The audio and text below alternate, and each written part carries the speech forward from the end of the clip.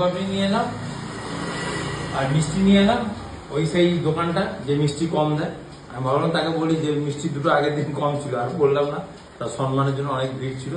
আর একটা ভালো জিনিস নিয়ে এসেছি, এদিকে আসো দেখাচ্ছি। এই বৃষ্টির মধ্যে এটা নিয়ে এসেছি। Thank you. দেখো কাটা ফোটা আছে কিনা জানি না। তো সব জিনিস একদিকে, বাট আমার গোলাপ মানে ফুল একদিকে, কারণ আমি ফুল খুব পছন্দ করি। আর ওটা কি এইটা মালায় এমনি পরাবি নিয়ে নাকি? এসেছি, গন্ধটা ভালো লাগছিল বলে আমি পরে থাকবো বলে। ছি ছি ছি ছি। আহ কি সুন্দর গন্ধ।